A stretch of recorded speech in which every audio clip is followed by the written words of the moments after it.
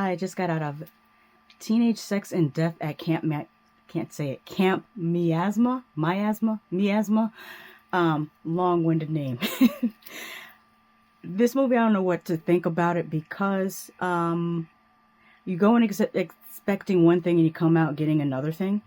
What I'll do is this. I'll say the things I liked and the things that I didn't like about it, and then we'll reconvene at the end. What I liked about it. I like that it's different. It's trying something new. I'm always for that. I like that it's very queer-centric. I'm always looking forward to films like that. Last time I think I talked to you guys was about Leviticus, and also like this director's other movie, I think it was called I Saw the TV Glow.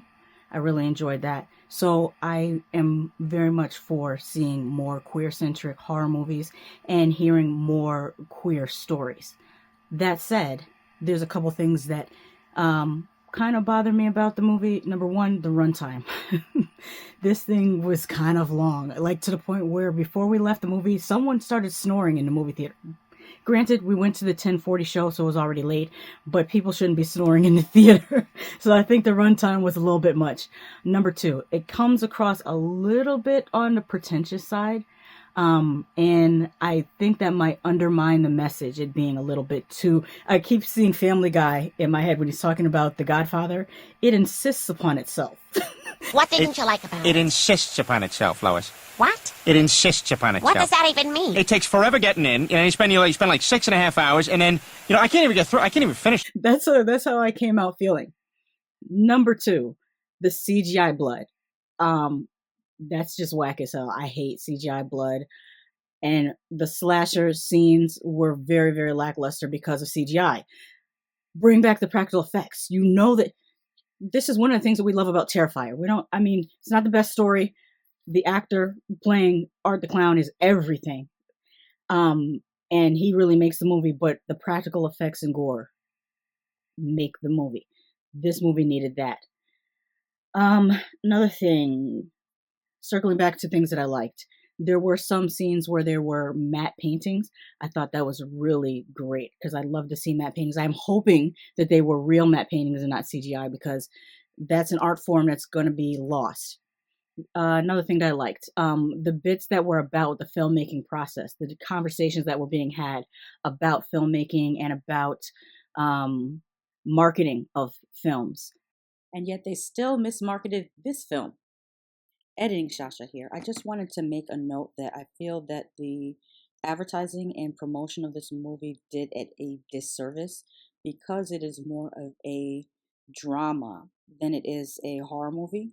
And it only uses the Camp Miasma slasher film as a backdrop to the actual story that is more of a drama about relationships and feeling and desire.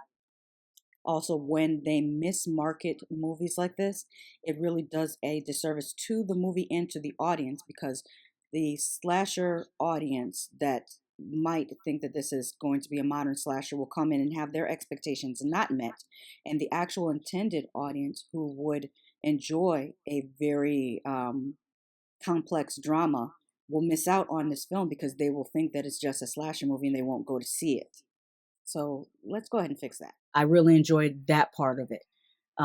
But like I said, the pacing kind of killed it because it's a little bit too meandering. If I entertained you, made you smile, or helped you pass the time, please consider supporting this channel so that I can do that more. Horror channels often get suppressed and demonetized, but you can help in 3 ways: by pledging a monthly contribution on Patreon, sending a one-time tip using your preferred financial app, or you could help for free by liking and commenting for the algorithm, and most importantly, sharing this video on your social media. Thank you so much. It is helpful to know about slasher movies because there's a lot of references, obviously, to Friday the 13th and Sleepaway Camp, as well as The Burning, but not only slasher movies, because to me, there was a huge reference to, Cronenberg. We were just talking about it.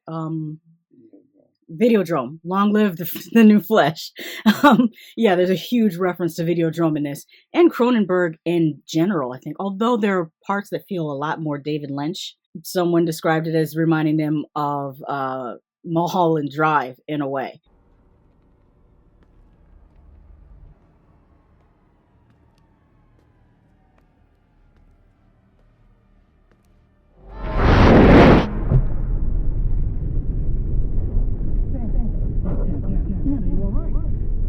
So it definitely has that kind of surrealist edge. What else do I want to say before I get out of here? It's good and it's bad, but I think its biggest issue is it's a little boring.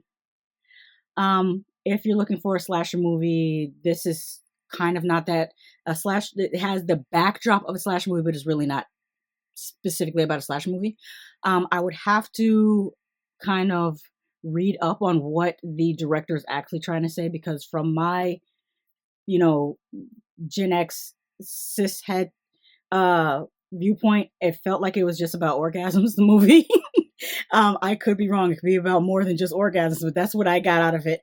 I look forward to hearing more about it, so we can kind of flesh out what it is that the director is actually trying to say, because just because I didn't catch it doesn't mean it wasn't there. I'm just saying what I got out of it is, even the slasher. The slasher's name is Little Death. In French, Little Death is Le Petit Mort. Le Petit Mort is how they call an orgasm. So that's why I was like, this movie is about orgasms. But that's it. Until next time, the killer was always using a spear, which itself can be a phallic symbol. So yeah, there's that too. Don't forget to hype this video. Thank you so much.